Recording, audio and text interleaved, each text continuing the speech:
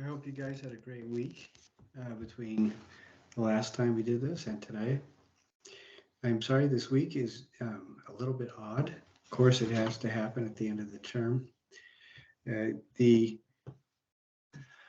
I found out from a couple of you emailing me that the module for this week had not posted yet.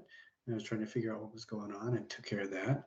And then I had another emergency this evening, so I could not do a live Teams call. I know that's going to disappoint so many people, but you're young, you're strong, you'll recover. But, I wanted to talk about this module, which we're winding up the class. This module is a time for us to apply a lot of the things that we've learned throughout the course, to apply the skills of critical thinking that you learned. And remember, critical thinking is not being rude or nasty or what we typically think of as critical. When we think critically, or when we use our tools of critical thinking or apply tools of artistic critique, what we're doing is thinking intentionally. So that is a big difference from what a lot of people expect that word to usually mean. I have been doing grading and stuff this whole last week. I will continue working on that and try to get that all done by the end of this weekend, so you know exactly where you stand. Now, the department requires us to do a final for all the classes. Our final is going to be a little bit different. I'll describe what it is. I'll talk more about it next week, but it will only be online during finals week. And unfortunately, if you miss that, even if you've done everything else just fine, if you miss the final, that takes off a full letter grade just immediately. I'm sorry, there's nothing I can do about that. But I will send that out and I will email everybody the weekend before finals week so that you'll have it then. So I'm not going to send it to you this next week, but I will send it to you for the following week. In this module, what we're going to be talking about is careers in the arts.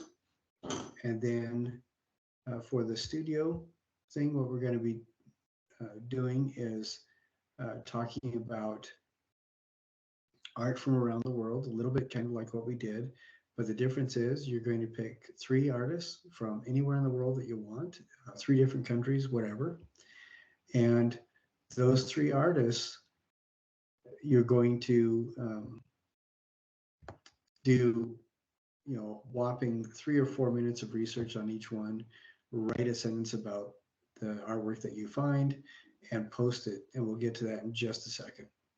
And then the last thing we're going to be talking about is your project where you build something that should have existed in the Mali Empire 700 years ago, but did not.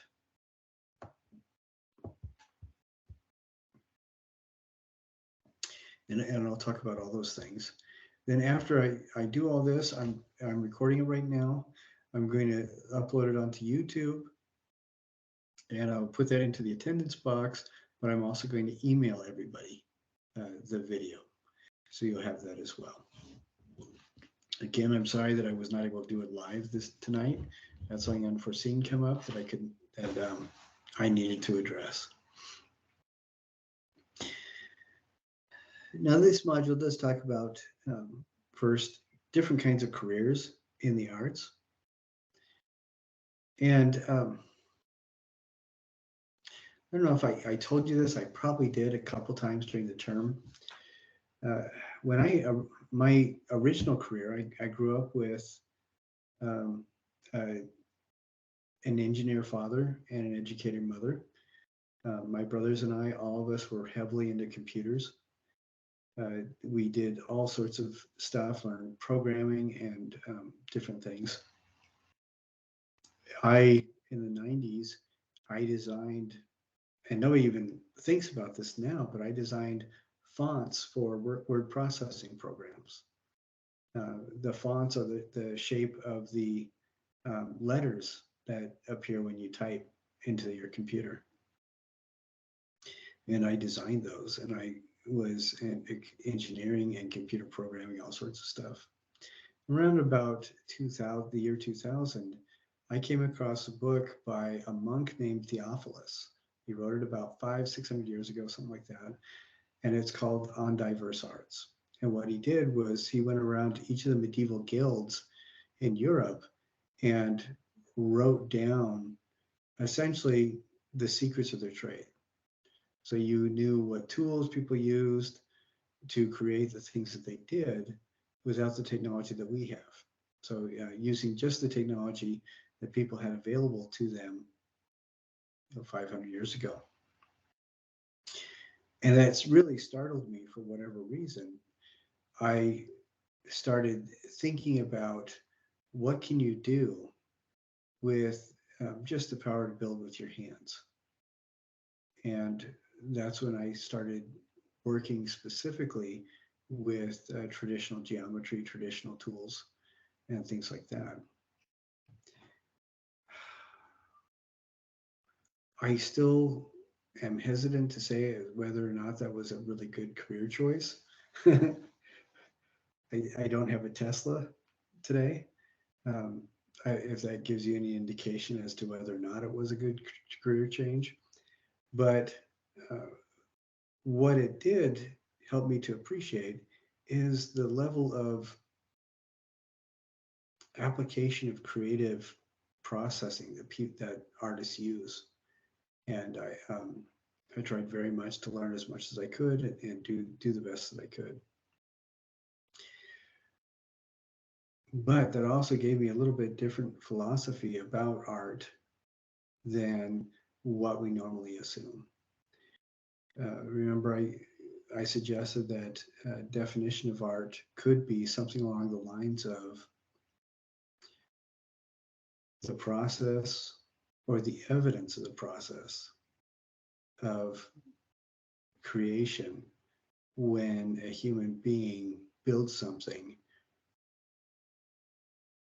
asking for guidance or working in concert with something beyond their present self. So, and you can call that intuition, you can call that your subconscious or mind or the universal mind or whatever, it doesn't really matter.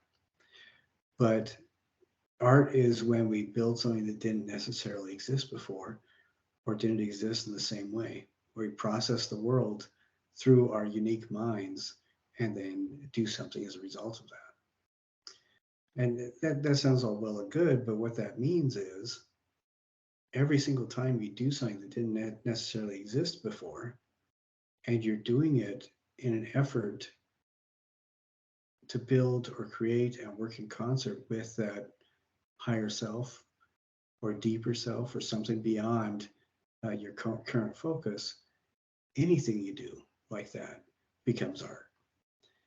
That means hiking, that means farming, that means animal husbandry, that means building a sewage treatment plant, that means teaching kindergarten, that means absolutely any career, nursing, engineering, or anything. Anytime you do something, you can create through a kind word given to somebody else, you can create through teaching, you can create through the actions that you do every day. Every time you create something that didn't exist before, there's a good chance that could be art. So in essence, from that perspective, all of you, when you move forward with your careers, when you do the stuff that you're paid to do now, when you work to excel or do more than just what you have to, then you can elevate what you do to an art, whether or not other people recognize that. And I know that seems kind of funny, but you can look on YouTube and find videos about people that do bagging in a supermarket that turn it into an entertainment.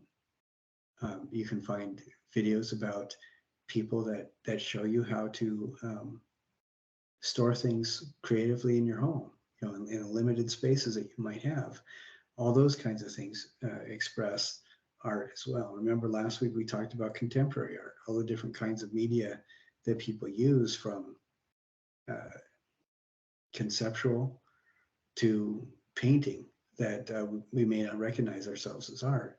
But again, whenever you do something that didn't necessarily exist before, that can be art. And one of the reasons maybe the thing didn't exist before was because it wasn't being done by you.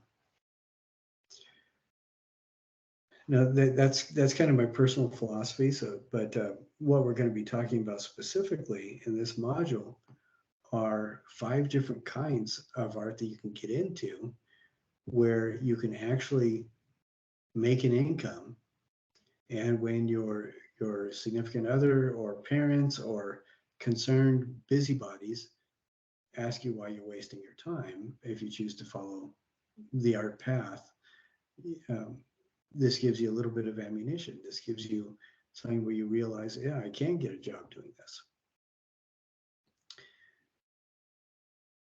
I've been doing stained glass and computer-aided design for years. The stained glass, I've moved to more of a traditional methodology. So even though I may do designs on the computer, I don't originate the designs in the computer. I use pencil and paper and the geometric constructions that my ancestors used 1,000 years ago to build the designs that I do. But I remember being in a graduate class that where we went to a meeting with all the artists in the college. And one of the questions was, how can you make a living doing art? And everybody was going around the room saying what kind of jobs they had. And I mentioned what I did as a stained glass designer and artist. And the room got really quiet because I found out of maybe the 30, 40 people that were there, I was one of 3 that had a job that was related to the art field. With things today like Fiverr and the internet, the gig economy, these kinds of things have made it more possible and more accessible for people who are interested to get into an artistic field to make a living creating their art. One of the challenges was finding where the audience of people that need your services and your skills can connect. And the internet really helps us to do that quite a bit. I know that you've seen Fiverr. There's lots of other types of things like that out there. And these kinds of things make it an awful lot easier so we can produce artwork. And it may very well be that you love the job that you do and you love your the field that you're studying about. Nobody is telling you that you can't dabble or do just as little as or as much as you feel comfortable doing and still keep your day job. Again, the gig economy and the internet make it so that you can do stuff on weekends or in the evenings and still get paid for it. And you don't have to give up your scholastic endeavors or your current employment, or even if you're graduating something completely different, even giving that up.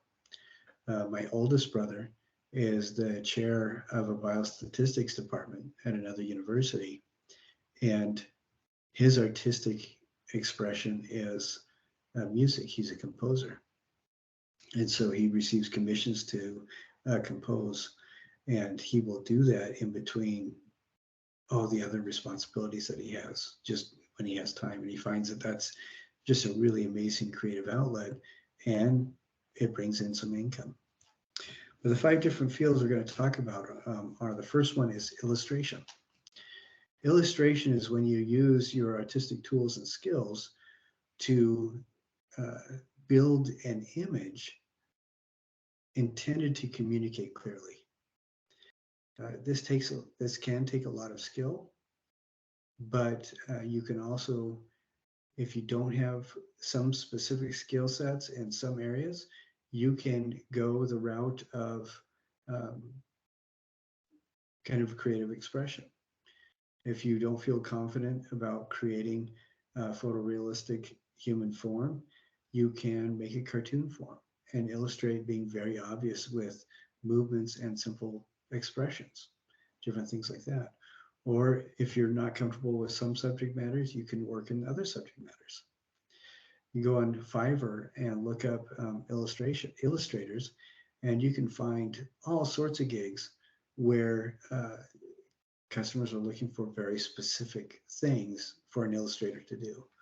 And it's not always with a human figure. Sometimes it's with animals. Sometimes it's with objects. There are a lot of companies that are producing things anywhere from tennis shoes to um, multivitamins, and they need illustrators to demonstrate their product or to communicate something about their mission statement or something about the benefits of their product. So that's a really good field to get into. And there are a lot of really good illustrators out there in many different focuses or foci.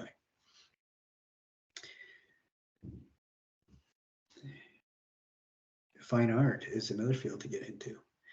Now, we can talk about this too, the difference between fine art and illustration or design. Generally, fine art is designed to fill an aesthetic need as opposed to any other function in addition to that. What I mean is, like in illustration, a person can be a fine artist and do magnificent illustration, but usually illustration is targeting that art to fill a specific function. And fine art is something designed specifically for people to view and enjoy without needing to serve an additional function. Now, we look at one thing I really love about St. George is that there's all sorts of art festivals and areas that you can go to. What I would recommend, if you had a chance, and if you do it, remind me about this, and I'll even give you extra credit for it. If you go to the Electric Theater and go to the gallery that's just right next door and just go around and talk to 3 different artists and see the kind of stuff that they do, a lot of these folks are making a significant income by producing art where the sole purpose of that art is to be contemplated and enjoyed, and that's it, without needing to serve an additional function. And if you want to get extra credit, I'll give you 5 extra credit points. You go there, meet 3 different artists, and let me know how you like their work. That's it. There's lots of other galleries you can go to. There's some really cool boutiques and different things like that. But St. George is really a good example of an area where a lot of people are producing fine art. A lot of it is they're doing it in addition to their full-time employment, but they're producing fine art that people are happy to pay money for. So it produces an income. Third one is ceramics. Now, in the module, ceramics is separated out of fine art, and I really appreciate that. But ceramicists kind of function in their own world. Ceramics is where you're making practical sculptures, essentially, or sculptures for practical use from one of the oldest long-lasting media on the planet. And the history of ceramics goes back tens of thousands of years. It's been around for a long time.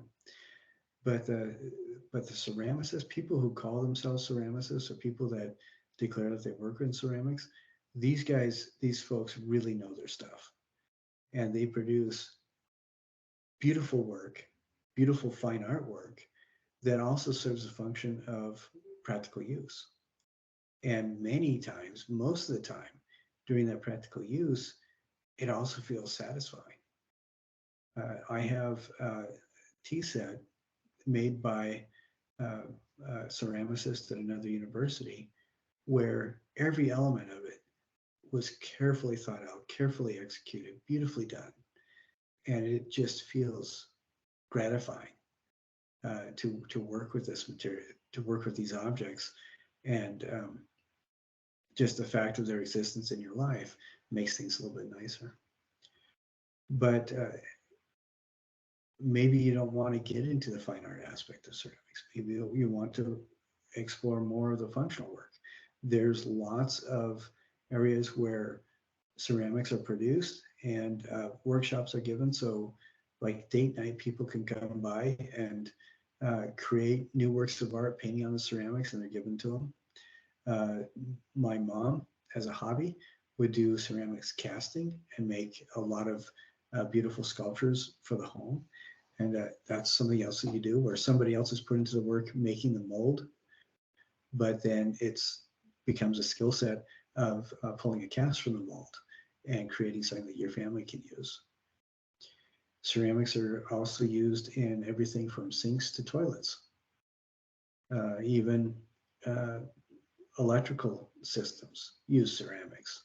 There's a lot of functional stuff that requires the use of ceramics. In your car, there are ceramics.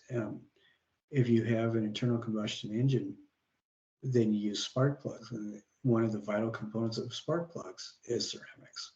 So there's a lot of functional things that may not be very attractive to look at in ceramics, but the scope for work in this field goes everywhere from producing one-of-a-kind pottery for a collector all the way to creating tiles for the space shuttle or for other spaceships. So if you want to be involved in the Mars program and you're a ceramicist, there's stuff that you can do as a ceramic artist. Graphic designers, they kind of fit close to that realm of illustration where the artwork is designed specifically to communicate something, but what they do specifically targets nonverbal visual communication. They work very hard with aesthetics.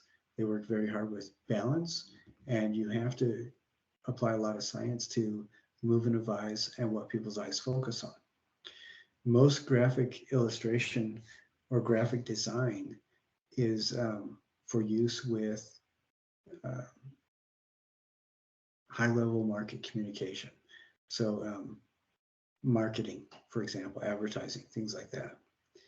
And what a graphic designer needs to do is communicate very quickly to the person where the most important information is, attracting your attention, what's the highlight, what do they hope that you get out of what they're saying, what emotions do you need the consumer to feel, or the consumer of the material, or the potential person who buys a product. What do you want them to feel? How do you want everything to look? Now, this may not seem like an awful lot, but when you look at a good billboard, for example, you can get the message and be intrigued within a second. That's what a good billboard design does, and the person who designs that is a graphic designer. Another example is a t-shirt, funny t-shirt or a message t-shirt, anything like that. It's designed to be something where usually a really good t-shirt design, you can get an initial impression of the message immediately, and then when you go back to it, you enjoy it more, you appreciate it more. Graphic designers are employed a lot of the times in cinema, the film industry as well. They can work with a cinematographer, somebody who does layout, somebody who does the graphics for the intro and outro of the film, the storyboarding, all that kind of stuff can be done with a graphic designer and an illustrator, those kinds of things. Nowadays as well, we are probably also going into the realm of game design. Illustrators and graphic designers are really vital to attractive game design. They are also necessary in other aspects of filmmaking, like, for example, special effects. A lot of the special effects, really good special effects, most of the time, you don't appreciate what's going on until you realize that it shouldn't exist in the regular world. The best special effects are things that just flow seamlessly in the visual world of a film. And graphic designers and illustrators are people that have the training to really help make that happen. Another aspect of professionalism in the arts is, professional possibilities in the arts, is photography. Now, you can see sites like the stock photography sites. There's dozens of them, and you can just type into your computer search engine stock photography. And like, I think iPhotos is one, but there's a lot of other ones where, with everybody being involved in Twitter and Instagram and all this other kind of stuff, and Facebook, a lot of people need visual content for the work that they do, that they don't have time or the energy or the inclination to build themselves. And if you are good at communicating with your photography, then those are sites that also you can upload images in, and over time other people will pay for the right to use them. They're not stealing your image, they're not buying it from you, they're buying the right to use it. So you still own the photography, but you're allowing somebody else to use that photography in an Instagram post or an advertisement or a journal page or whatever it is that they're doing for their content. I'm friends with a person out in Boston who's a professional photographer. One thing that he does is he uses filters to really clarify what he sees, so that even though it is very naturalistic what he photographs, and it is incredibly focused, and it's elevated to the point where it's astonishing. He captures moments of time at just the right point where the sunset or the sunrise looks like ice cream instead of a normal day. Even though it is real and it's taken from nature, what he does is just astounding. And then he prints these onto a canvas that can be huge, like the size of a regular door. And people are just blown away by his stuff. And that's another direction where he's turned the idea of photography into something that exists just to look at and enjoy, like a fine artist does. And in my mind, what he does is fine art as well, except he's working against the constraint. He can't mix colors like a painter would. He can't form lines like a draw artist would. And all he has is a window where he takes what he sees in nature, records it in a moment of time, and then applies rules of aesthetic ratios to it, so that it feels satisfying and beautiful just to look at. It's astounding what he does. So there's many. I'm sorry. Having a little bit of an issue with my table leg here. There we go. That was hilarious. All of a sudden, the table I was working on started sliding down. I had no idea what was going on. All right, we're back. But so there's a couple different routes, and a lot of the area around us right now is absolutely gorgeous most of the time. And if you're interested in photography, I think there's always going to be a market for intriguing, amazing, and beautiful photographs of just the landscape around us. Anybody visiting from a less fortunate part of the country that doesn't have the beauty that we do, would love to have something like that to take home with them. So that's something else to think about. And then there's lots of other avenues too. We talked about game design. Uh, One thing I'd like to do when I'm thinking how to advise somebody is look at Fiverr. Just look at the possibilities there. Uh, there's logo design that you can do, and there's lots of free tools that you can familiarize yourself with. Use your native abilities with art and proportion and understanding of color, and create logo designs or T-shirt designs. But on Fiverr, what I like about that is that you can set up shop essentially, and people will come to you.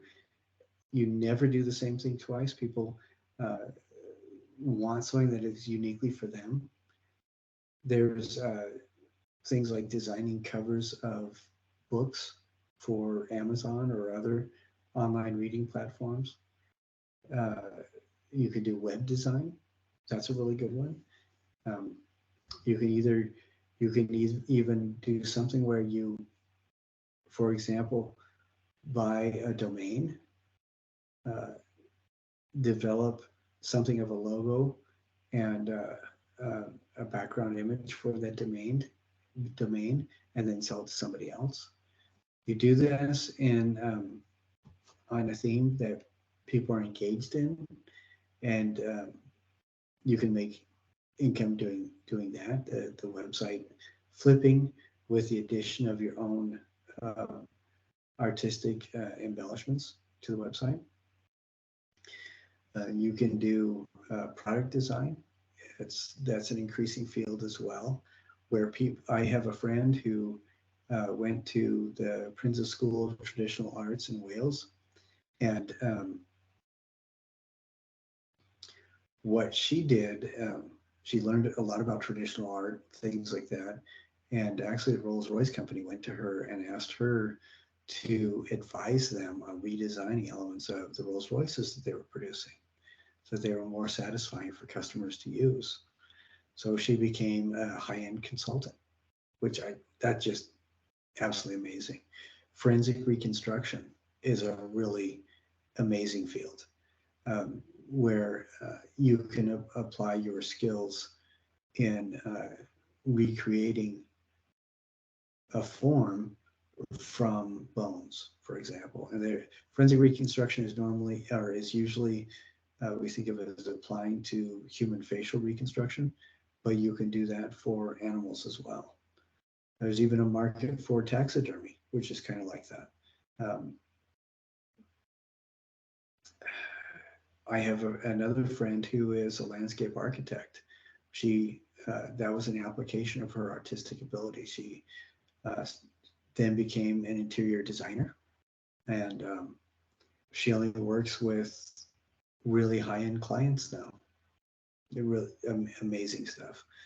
I have another friend who does custom modifications for cars, where somebody will come and they'll ask for a specific type of modification for their car, maybe specialty window tinting, maybe beefing up the sides, maybe doing something to make it look a little bit different or make it look more antique or different things like that. And that's how he uses his sculpting abilities. Another person I know has done a lot of work. He's a welder, and he's a sculptural welder.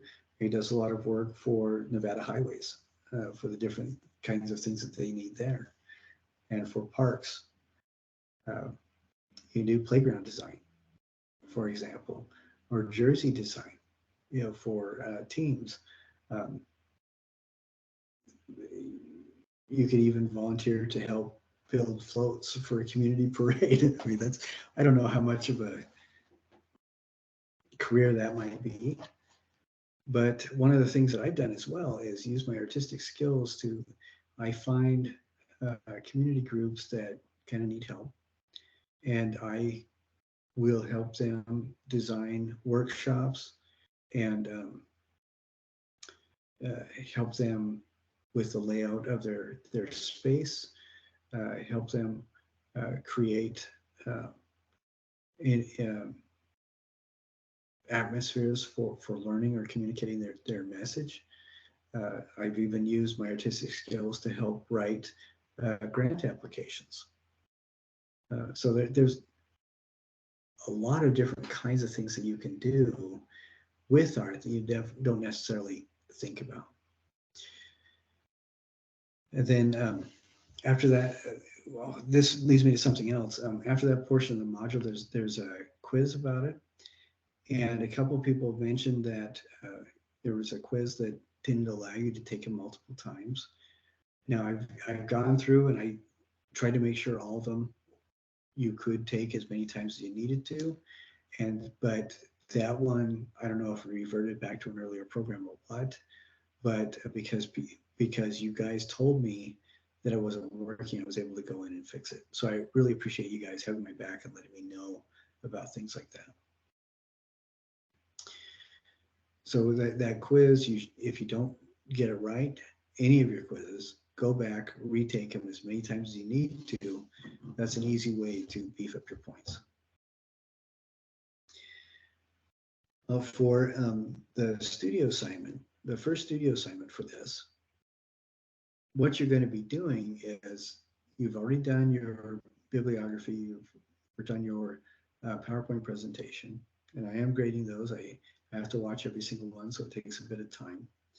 But as you've already done that, you already know how to quickly research an artist. What I want you to do is the directions for this are pretty straightforward. And I am getting to it right now so I can kind of walk through it with you.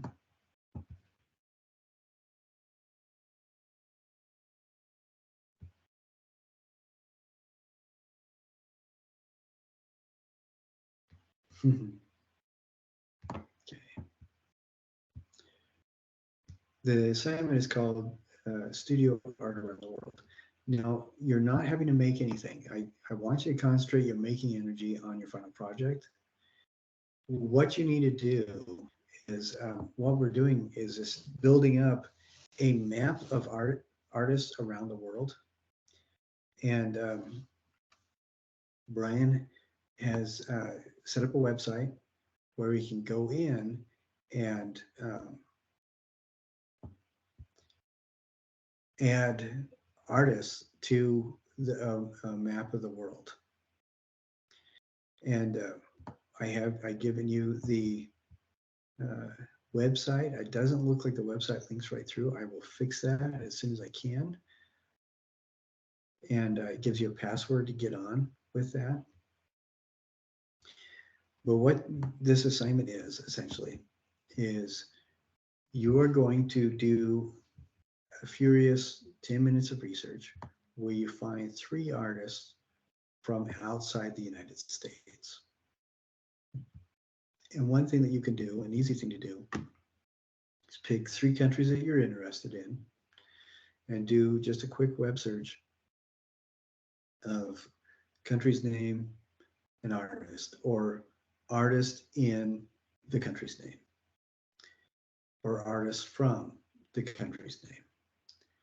You can also go to something like Instagram, do a similar kind of search, country and then art. And what I want you to do is just find 3 different artists. And like I said, you can do this from countries that you're interested in, countries at random. It doesn't really matter. But I just want you to find 3 different artists. And if the artist that you did research on for this term is from outside of the United States, pick that person too. Like, for example, if you pick Andy Goldsworthy, use that person. And then for these 3, write those 3 names down that you find during this search, and find art that they've done. And what you'll need to do is get an image of their work, and you I would recommend going to wikimedia.org and finding an image of their work there, because those images are all free to use. And then when you get to the website And the website address is located right underneath the subheading class map on the studio assignment. When you get to that website, when you log in, you're going to have the image of the artwork and the artist and the location in front of you. You're going to put in your name. You're going to put in the artist's name, and you're going to do this each of the 3 times that you enter. Then you're going to enter their location in such a way so that the world art map can map it out. You're going to upload an image that you find of the work, and you're going to write a short description of the work. And you can do the same that you did on the list of artists that you look at, where the short description is only 5 to 8 words, and that's fine. But like I said, you need to do that with 3 different artists.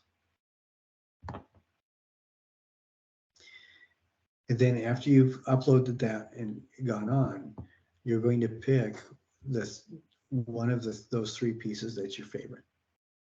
And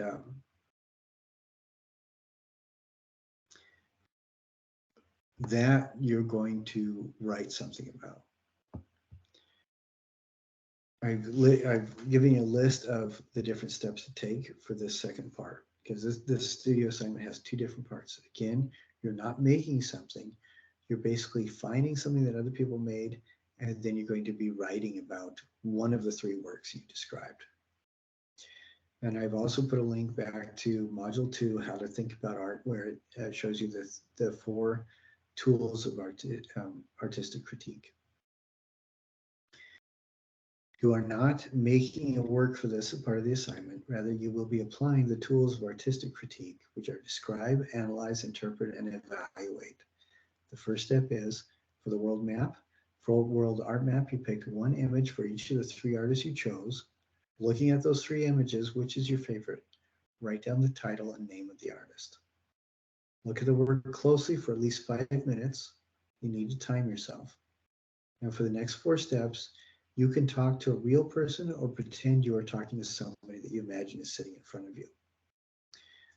That next step is describe the artwork, and either to a real person or to an imaginary person. Analyze the artwork. How did they make it? What do you think they used? Do you think it required special tools or skills or a lot of time? Do you think it was made in a hurry? The third is interpret the artwork. How do you think the artist sees the world around him? What special meaning does the work have? Or was it made just to demonstrate creativity or for some other reason? Does it need to have a meaning? How do you feel about it? All those are under interpret.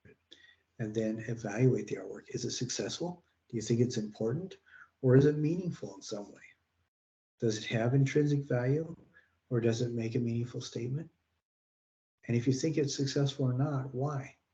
If it failed, why do you think it failed? If it is successful, why do you think it's successful? Again, all those steps, you're pretending to talk to somebody or talking to a real person.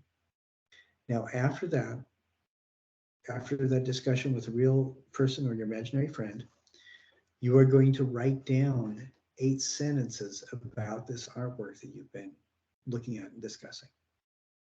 You're going to write 2 sentences that describe it. Remember, a sentence is 5 to 8 words long. You're going to write 2 sentences that analyze it.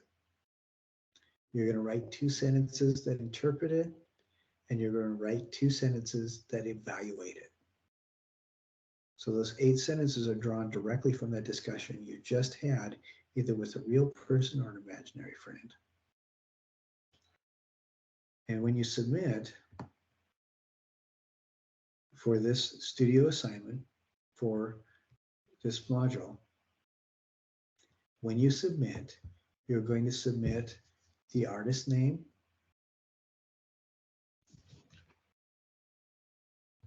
excuse me, I'm sorry. Forget that. I'm sorry, I was reading the wrong thing. When you submit for this assignment, you're going to submit the countries of the 3 artists you submitted to the World Art Map, the title of the work and the name of the artist for the 1 piece you are critiquing. You're going to submit the time that you looked at it, Remember, I said at least 5 minutes. And then the last thing you're going to submit is your 8-sentence critique. All right. This is going to look like you're typing in a document, something like, for number 1, the artists that I picked were 3 artists that came from the countries of Azerbaijan, Ivory Coast, and Turkey. Number 2, the title of the work and the name of the artist for the one piece you're critiquing.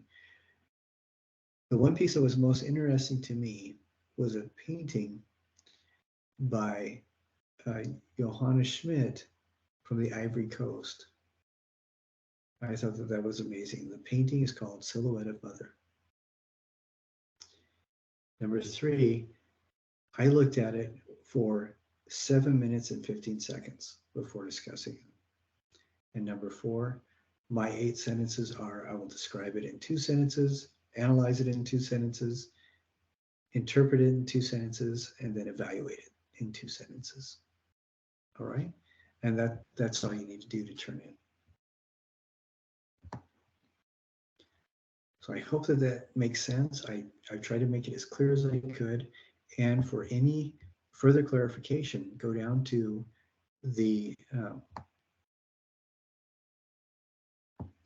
rubric that I have, and you can look at the rubric for further to see what I'll be grading on it, and that should help you to determine what you need to do to follow the directions. All right.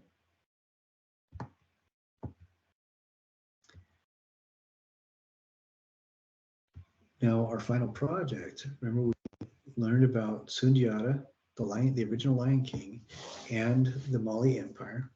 We looked at artwork from the Mali Empire, and you even did brainstorming for this project about a month and a half ago. What you need to do now is pull up your brainstorming, relook at Module 4, learning about Sundiata, and then synthesize your own uniqueness with what you've learned and what you've seen from the Mali Empire. We looked at the Genie sculptures, we looked at the equestrian riders, terracotta, kente cloth even comes from there. And then you're going to create something that most likely did not exist in the Mali Empire, but should have. So these are things one student last term made a weight bench, but it looked like a regular weight bench, but what he did was covered it with chunks of wood, and he did a really tight, nice job with it. So it looked like it was a weight bench that was created for a gym 700 years ago in Ghana, for example. And what he went above board, even above and beyond, he coated his weights with some clay he made that was colored kind of reddish, so it looked like terracotta. So it looked like, it was his weight bench, it was his weight set, but the barbell on the weight bench looked like it was made out of terracotta. So I thought that was great. Another person wanted to make what a refrigerator would look like in the Mali Empire. And what she did, instead of making a full-size refrigerator, she made it out of cardboard and made it so it was a scale model of what a refrigerator would look like. Another person made a working stethoscope out of materials that people had access to in the Mali Empire. So instead of using the tools of artistic critique to write about this, what you're going to be doing is re-examining what we saw from the Mali Empire, and you're going to apply the tools of artistic critique so you can pick out the things that will help identify what you make as something that should have existed in the Mali Empire. So it's going to look like maybe terracotta or leaves or cloth or leather. One person made a leather messenger bag, but he used stitches that he had learned from African leatherwork, and he used leather that he treated so that it looked like leather, goat hide that people would have used in the Mali Empire. Some things to, as you think about this, there's some questions to ask yourself. Were you aware that Islam was the state religion of the Mali Empire? And that Sundiata, when he took over an area, got rid of all the bullies, all the government bullies. So he absolutely hated tyrants. And he taught people to read and write, not necessarily so they could be super educated, but so that they could develop contracts and keep track of, make receipts, keep track of marketing communication, so that no one could take advantage of him. He hated the idea of people being taken advantage of. And he did not like the idea that anybody would force somebody else to worship how they didn't want to. So he supported freedom of religion. But this world, even though it was a world where the state religion was Islam and his religion was respected, this was also heavily informed by ideas of the spiritual practices of animism, shamanism, and natural magic. Natural magic usually uses ideas of resonance or symbolism in the magical process. So I want you to ask yourself, knowing that, how do you think that would affect people's worldview and how they interacted with each other? How do you think that kind of world would affect or inform the hopes that they had for their future, for their families, for their education? When your goal as a young person is not to be a doctor, maybe the equivalent would be your goal is to be the shaman for the village or the community that you live in. Maybe your goal is to be an imam for the congregation. Maybe your goal is to be an architect to build homes. What kind of materials would you build a home out of? So think about that. And it is very important, though, that you do everything you possibly can not to buy new materials. You're going to need to use the stuff that you already have as much as possible. I would trade or make yourself, if you don't have access to clay already, you do a search for in YouTube on how to make salt dough or paper clay, and use stuff that you already have at home to make that. Now, this will not be graded on how beautiful it is necessarily. I have 5 points that it will be graded on, this final project you're building. One is time and planning. The amount of time you spend on this is a significant portion of your grade. If you want to earn an A, you will need to spend at least 2 hours researching and planning, and you will need to spend at least 5 hours building. So this will be 7 hours. So you need to start as soon as you can. If you spend any less time than that, it will affect your grade. But if you spend any more time than that, it will also add to your grade. This will not be due until the end of 2 weeks. So you have time to plan it out if you plan. This is a significant project, so plan and use your time and resources carefully. The second grading criteria is evidence of your application of critical thinking. Remember, we mentioned that critical thinking means intentional thinking. You will need to find visual links among the art we saw from the Mali Empire and apply those visual cues to your own work so it feels like it was made 700 years ago and it feels like it comes from Mali, the Empire of Mali. Scope. Knowing you need to spend 2 hours researching and 5 hours creating, design a project which justifies and supports your time expense. How fast do you work and what can you make in that time? I have had people draw in the sand and say, oh yeah, I spent 5 hours doing this, when you and I know very well that we could have done the same thing in a couple minutes. So be cognizant of the scope of what you're doing. You know how fast you work, you know how much you produce for your classes and for the work that you've done during this term. So whatever you make it look like it took 2 hours of research and 5 hours to build. Creativity. I am not going to limit you to specific materials. I do need you to do the best you can to use materials you have on hand and that you connected with during the semester. We've spoken about different options during the Teams meetings, and so make sure you're up to date on watching all of those. And if there is, though, something that you want to use that you haven't dabbled in yet, go ahead and try it. See how it works.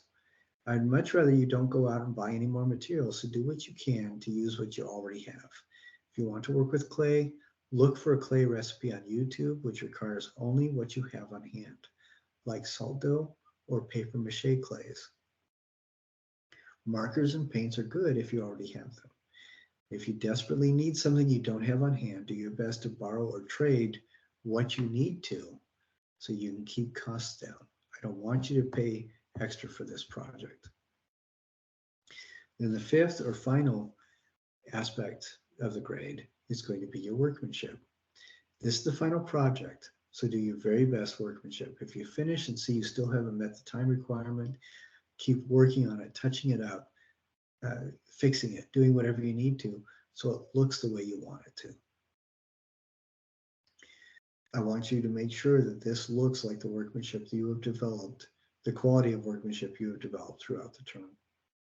Keep track of your time, and at any point, if you need help with ideas or you have questions on how to move forward, email me through Canvas.